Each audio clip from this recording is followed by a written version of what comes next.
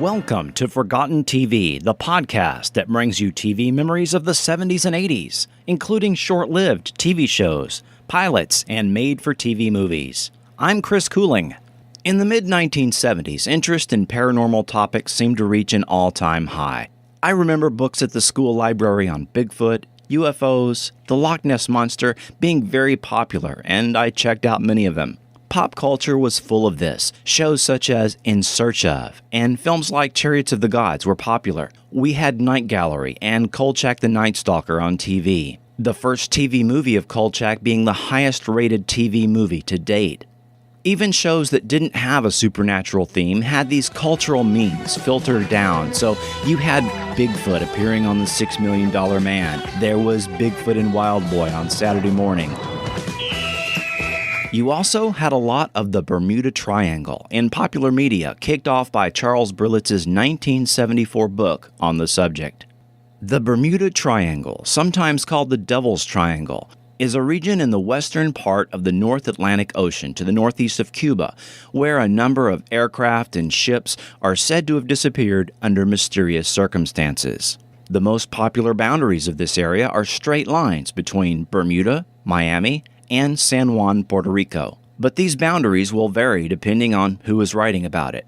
The term was coined in 1964 and first used in the pulp fiction magazine Argosy. There were several TV movies. Milton Bradley had a Bermuda Triangle board game. It was referenced on Scooby-Doo, Close Encounters of the Third Kind. Even Wonder Woman got in on this in the Season 2 episode The Bermuda Triangle Crisis, where it was revealed Wonder Woman's home of Paradise Island was located. Part of this trend was the NBC show The Fantastic Journey, which is the subject of this episode of Forgotten TV.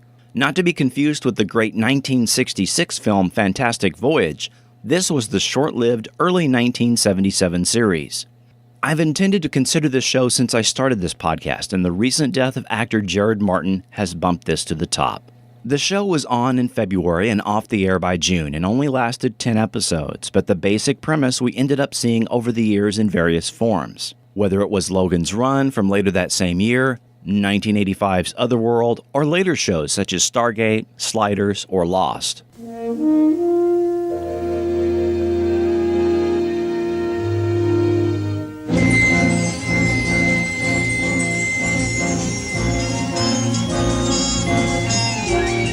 The Fantastic Journey was a mid-season replacement show for NBC in early 1977. From producer Bruce Lansbury, who brought us The Wild Wild West, Mission Impossible, and Wonder Woman, the theme music was composed by Robert Prince, who also composed music for the creepy 1972 CBS TV movie Gargoyles. The pilot episode featured a group of travelers that banded together on a mysterious island located in the Bermuda Triangle, in some sort of temporal vortex where people from the past, present, future, and from other worlds are trapped. This island had zones of time where you could walk into different eras and meet people that had also found their way there, some living there long enough for societies to form, all while trying to find the rumored Evoland from where they can return home. In the premiere episode, Vortex, Professor Paul Jordan takes his 13-year-old son Scott, Fred Walters, a young, impulsive, athletic doctor, and others on a summertime ocean-bound scientific expedition on a chartered boat where they travel into the Bermuda Triangle and become shipwrecked on an unknown island. The boat crew ends up dying, as do expedition members that set out in a dinghy in an attempt to get off the island, and we are left with main characters Paul, his son Scott, Fred, and others that travel to the interior of the island and encounter stranded Voyager from the future, Varian. My name is Varian, and at Earth Year 2230, I was a musician. And my work was very important to me. Because in my century, musicians do nearly all the healing. We use music to relieve pain, to restore harmony and balance to the mind, to the emotions. What's Earth like at 2230? In 2230, man on Earth has unlimited resources. Because he's tapped the greatest resource of all, which is his mind. Our machines are efficient and silent. And our cities are built miles high so that the land outside is free to grow food and sustain wildlife. The 5 races are melded into one. There's no more war. There are no more countries. It's just Earth. We're a productive, non-aggressive people. We waste nothing. Time, imagination, energy, effort. Because we believe that these things are the very essence of life. Professor Jordan and Varian discuss their situation. Earth, in the year 2230. We've been asking the wrong question. We've been wondering where we are instead of when. We're in some kind of time lock. A space-time continuum. Past, present, and future exist together. Each on its own terms. But the continuum is just a theory. Nevertheless, I believe that Dr. Jordan is correct. You see, as Earthmen, we're each locked in our own time. We've had to live by the calendar. But here on this island, you begin to understand that even as the first man walked upright from his Neanderthal cave, man was also taking his first step on the moon, and there's only a thin tissue of consciousness separating one event from the other. And that threshold we crossed? That's one of many. They're invisible. They are separating zones of time, like a giant honeycomb, if you will. Yes. Even the superior physics of my own time could not prepare me for it. Varian, played by actor Jared Martin, generally uses a kind of crystalline tuning fork device he calls the Sonic Energizer, through which he focuses his thoughts into what is described as a sonic manipulation of matter. The device is not evidently able to be used by anyone else and seems capable of a huge variety of tasks, from opening doors to disrupting electrical systems to large-scale acts of destruction, as well as its apparently intended function as a diagnostic and healing device. Following the departure of Professor Jordan at the end of the pilot film, Varian takes over as the de facto leader of the Travelers and a father figure to Scott, played by 14-year-old Ike Eisenman. The pilot episode was filmed likely early in 1976. You can tell Ike Eisenman had aged somewhat by the next episode, but NBC didn't decide until November to pick it up as a show for mid-season, so the series was rushed into production. NBC didn't like the pilot movie a whole lot and wanted a number of casting changes and a more exotic group of travelers, which we will see shortly. Scott's parents were written out, leaving Varian, Fred, and Scott. One of the reasons for editing also was to de-emphasize the potential of traveling to the past, according to story editor Dorothy Fontana. The network passed an edict that all future shows would involve only the future, not the past. The pilot episode was re-edited to 90 minutes, and new scenes were added to make it flow directly into episode 2. It aired on Thursday night at 7 p.m. Central against a special 1-hour Welcome Back Kotter and The Waltons. I was not able to find any ratings information for The Fantastic Journey. I do know that it did not crack the top 30 or 40 shows of that year, but I did get the great teasers that would air before the opening credits of each episode. Fighting for your comfort. Who is this source that we keep hearing? He is not a man in the sense you mean. He is all energy. Take me back! Take me back! Some dude told you about an evil brain in a box, and they're gonna wire Scott up to it, right? I wouldn't have put it quite that way, but yes. You are terminated.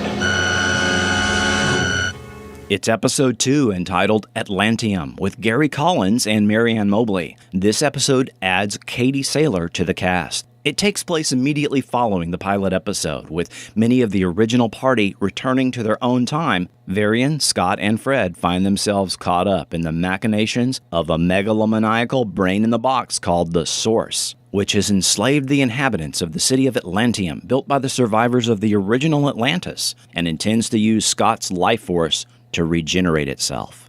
The trio are aided by the dissident Atlantean Lyanna, who reveals that she is half alien.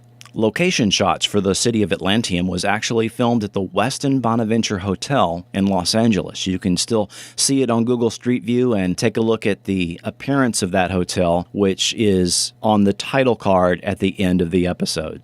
Lyanna, played by Katie Saylor, the daughter of an Atlantean father and an extraterrestrial mother, had enhanced strength, telepathy, and her own version of the Vulcan neck pinch. In this show, we're going to have more than a few references to Star Trek. Silel was Lyanna's pet companion and cat, which she can communicate with telepathically, and sometimes scouts for Lyanna, acting as an extra set of eyes and ears. Wish I knew about my friends. I think they got lost in the swamp. You will learn that what I want is what I get around here. You will stay here with me, or they shall die. I will die with them. Then you shall all die. It's episode 3, Beyond the Mountain, and this episode adds Roddy McDowall to the traveling crew. The group gets separated, which leaves Lyanna as the guest of Jonathan Willoway, who is the master of a community of androids, and the others are trapped in a dark swamp surrounded by green-skinned humanoids. However, Willoway's intentions are less than honorable, and he has no intention of letting Lyanna leave, while Fred's medical skills prove invaluable in discovering the truth. Now, behind the scenes, Roddy McDowall expressed interest in joining the show and was written in. Initially an antagonistic character, similar to Dr. Smith on Lost in Space, his character mellows and turns out to be an asset to the group. Ancient Greeks and future weapons. So you found our runaway, did you? And this little fish with him? This one was with elders. This is how the elders would tie us. And use these to punish us.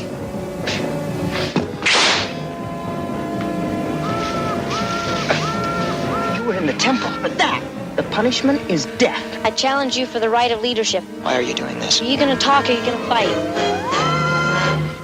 It's episode 4, Children of the Gods. The travelers arrive in a new time zone and meet a young boy who has escaped from a community run solely by children. They are led by bullying teenager Alpha. This episode has sort of a Lord of the Flies vibe and is very similar in theme to the episode of Star Trek entitled Miri. Bonk, bonk on the head.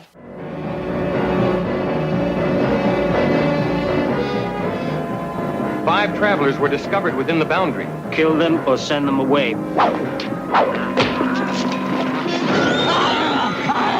You said you didn't seek your own time like the others. I am seeking better. It's episode 5, A Dream of Conquest. This episode adds a voiceover to the opening sequence, narrated by Mike Road. Lost in the Devil's Triangle, trapped in a dimension with beings from the future and from other worlds, a party of adventurers journeys through zones of time, back to their own time.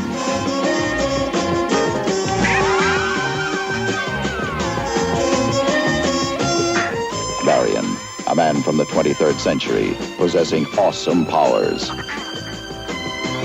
From 1977, Fred, a young doctor just out of medical school. Scott Jordan, the 13-year-old son of a famous scientist. Lyanna, daughter of an Atlantean father and an extraterrestrial mother. And Jonathan Willoway, rebel scientist from the 1960s. Together, they face the frightening unknown on The Fantastic Journey. Guest starring legendary forgotten TV actor John Saxon, as well as young Johnny Doran from Little House on the Prairie, Arc 2, Mulligan Stew, and the infamous 1981 TV movie The Wave. In this episode, an alien dictator is planning to invade other time zones and conquer the entire island. Willoway pretends to agree with him so that he can learn his secrets, especially as the true leader of this alien community is slowly being poisoned by the would-be dictator, while Lyanna takes pity on an abused alien creature called a Nephring, which reminds me very much of Snarf from Masters of the Universe. No more Venegas! No more die in your name! I'm getting married. What? Yeah, well, when do we meet the lucky lady? We kind of like to know who we're traveling with. We're not going to be traveling with you. We're going to live here. You will exchange vows and be one in our eyes. And you'll be my wife. For all time. You must run from here. They're going to sacrifice you into the fires. It's episode 6, An Act of Love. The group says goodbye to Varian, who's under the influence of a love drug, and marries a woman, Gwyneth, from a religious community in a geologically unstable time zone. But he soon discovers the community fanatically worships a volcano god called Vaticus, who demands human sacrifices after the wedding night. This reminded me a lot of the Apple episode of Star Trek, but at least Vol never asked for human sacrifice.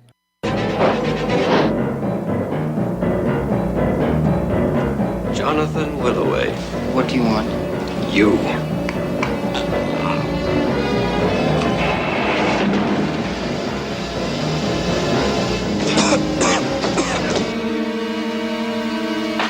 Leave me alone. It's episode 7, Funhouse, with Mel Ferrer and Mary Fran. Arriving at a strange 20th century fun fair, the travelers become part of a game played by an ancient Greek sorcerer named Apollonius, who also possesses Willoway. I think we can write this one up to an easy shooting location. What evil magic is that?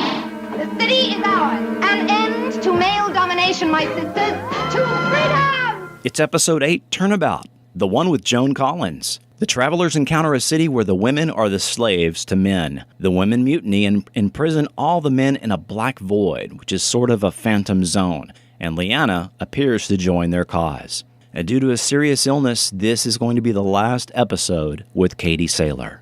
The way to Evoland and the doorway back to your own time. Seek the house that lies below. Mom, it is you. It's me, Scott. I don't have any son. Help! Get me out! Help me. Oh, Hey, my hands! get it off. Oh, God. It's episode 9, Riddles. With Lyanna staying behind in the previous zone, a mounted messenger invites the group on a quest for an object that will assist their search for Evoland. And a strange couple conjures illusions drawn from their deepest fears. This episode reminds me of the original Star Trek episode The Cage, as well as the Season 3 Twilight Zone episode The Trade-Ins. York murdered your son. When he brought Roland's body back here, he said there'd been an accident. He is a convicted murderer. This isn't over, mister. We all know what you did, and you're not gonna get away with it. This isn't over, mister! Put that gun away, Doctor. You both know you're not gonna shoot me while I'm holding the girl. My only problem is which one of them I'm gonna kill first. It's episode 10, The Innocent Prey, with Cheryl Ladd, Nicholas Hammond, and a walk-on by Gerald McGraney. A prison craft from Earth's future lands in the time zone where the travelers are resting, releasing dangerous killers into a community that does not comprehend violence or crime. With a killer on the loose, Varian and the others must deal with him as well as protect the pacifists, and Carl reveals a personal part of his past.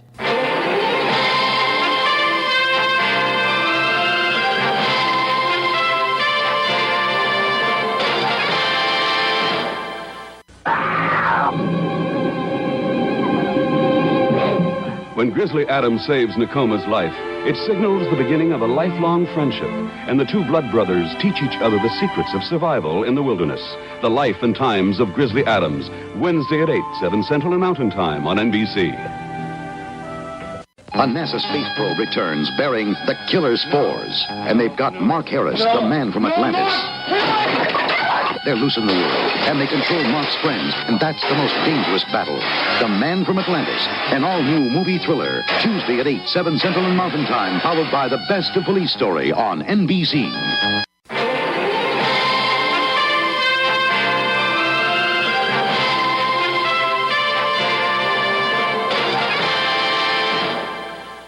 A number of plot points were very similar to Star Trek, and it's no surprise.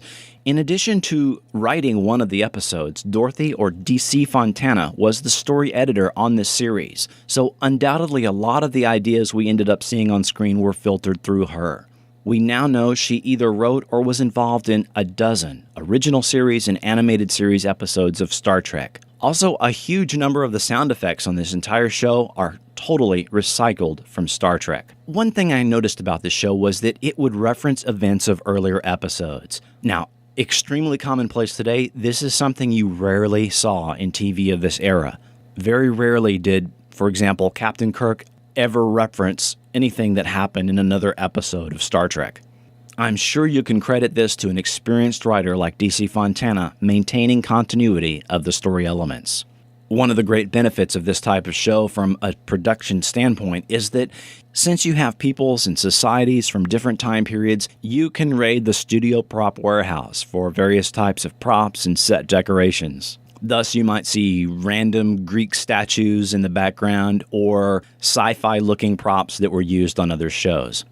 Unfortunately, we didn't get to see any more of the fantastic journey. The network started to preempt the show week after week, and by the end of March had canceled it, and the show just stopped production before the filming of an 11th episode. The script of this 11th episode supposedly still floats around online. Remaining episodes aired sporadically until June. Several of the production team went on to work on the very thematically similar Logan's Run immediately following the end of production.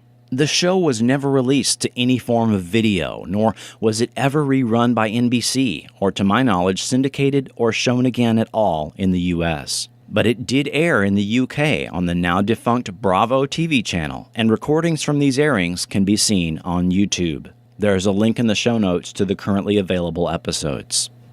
Jared Martin, who began acting at 13 and had early appearances on The Partridge Family and Night Gallery, went on to appear on the following season's Logan's Run, Wonder Woman, Chips, The Incredible Hulk, Tales of the Gold Monkey, and Fantasy Island, and had memorable roles on How the West Was Won and Dallas, as well as the lead role in the 1988 series War of the Worlds. He recently died at age 75. Carl Franklin, who played Fred Walters, appeared on The Incredible Hulk, The Rockford Files, had a series role on McLean's Law, as well as a recurring role on The A-Team. He is currently 68 and a TV director, having directed several episodes of House of Cards and Homeland, and currently works on the HBO series The Leftovers. Ike Eisenman returned to Witch Mountain the following year and was sort of a TV everyteen for about 6 years in after-school specials, Little House on the Prairie, Wonder Woman, Chips, Fantasy Island, Voyagers, and was Scotty's nephew Preston on Star Trek II. He's currently 55 and still works in the entertainment industry behind the scenes in post-production. Katie Saylor retired from acting after her stint on The Fantastic Journey due to health reasons. But she recovered from her illness. Although numerous websites report a 1991 death, I found public records and newspaper articles to confirm she is still quietly living under her married name in Los Angeles.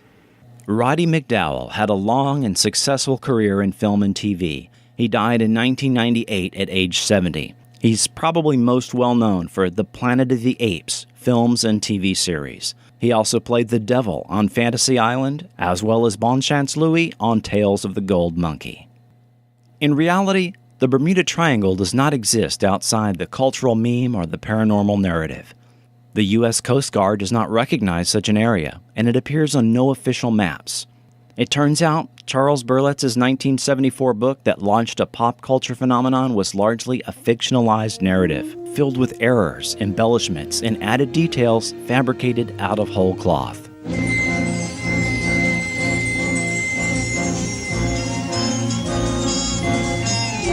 To be sure, our oceans likely still hold unknown mysteries to discover, but the Bermuda Triangle is not one of them. Outside of hurricanes and tropical storms, the Bermuda Triangle is no more mysterious, suspicious, or dangerous than any other stretch of open ocean. Still, it's a lot of fun to think about and makes for great fiction.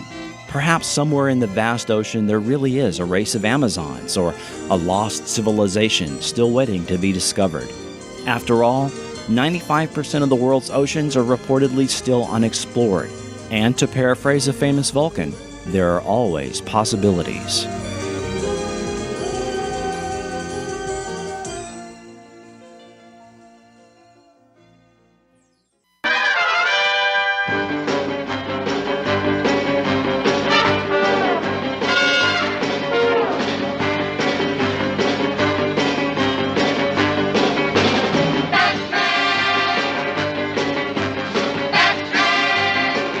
Adam West, legendary for his portrayal of the first and arguably only live-action TV incarnation of Batman, has died at age 88. He reportedly died peacefully, surrounded by family, and is survived by his wife, Marcel, 6 children, 5 grandchildren, and 2 great-grandchildren. A longtime actor with a career beginning in the 1950s, West guest starred in a dozen TV westerns before getting his first series role as Detective Sergeant Steve Nelson on 1961's The Detectives. His second series role cemented him in pop culture forever in the 1966 Batman TV series. Never able to escape the Batman image, West was able to capitalize on his iconic role in numerous guest appearances and voiceovers, appearing as Elder Hercules on Shazam, again as Batman on at least 6 animated incarnations of the character, and eventually as a caricature of himself a number of times, including his long-running 17-year stint on Family Guy. I think this appearance on The Simpsons is one of my favorites. Adam West! Hey kids, Batman! Dad, that's not the real Batman. Of course I'm Batman. See, here's a picture of me with Robin. Who the hell's Robin? Oh, I guess you're only familiar with the new Batman movies. Michelle Pfeiffer. Ha. The only true Catwoman is Julie Newmar, Lee Merriweather, or Eartha Kitt. And I didn't need molded plastic to improve my physique. Pure West. And how come Batman doesn't dance anymore? Remember the Bat-2-C? Nice meeting you. Just keep moving. Don't make eye contact. Light the bat signal one last time for Adam West, dead at 88. Next time on Forgotten TV. Other worlds lie outside our seeing, beyond the beyond, at the edge of within. The Great Pyramid, erected by the Ancient Ones as a barricade at the portal between 2 dimensions, 2 separate realities. This is the story of one family, drawn through a mysterious vortex into the other world, and of their perilous trek homeward.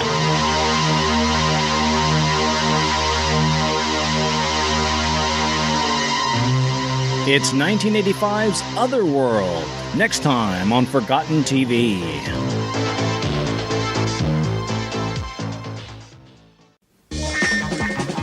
Forgotten TV is not affiliated with NBC, Bruce Lansbury Productions, or Columbia Pictures Television. The Fantastic Journey, other mentioned series, and their associated characters are the property of their respective copyright holders, and no infringement is intended. Audio clips are included for the purposes of review, commentary, and criticism only, and are not intended to infringe. And I'd like to thank the following YouTube channels for making this episode possible.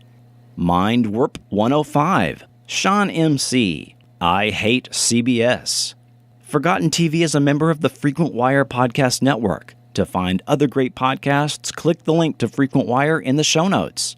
If you like 70s and 80s TV, and you do, listen to Walnut Grovecast, where we discuss episodes of Little House on the Prairie. Rate and review this show on iTunes or Stitcher, and subscribe to it already on any podcast app. Be sure and like the Forgotten TV Facebook page and follow me on Twitter. All that is linked up for you at forgotten.tv. I'm Chris Cooling, and this has been Forgotten TV.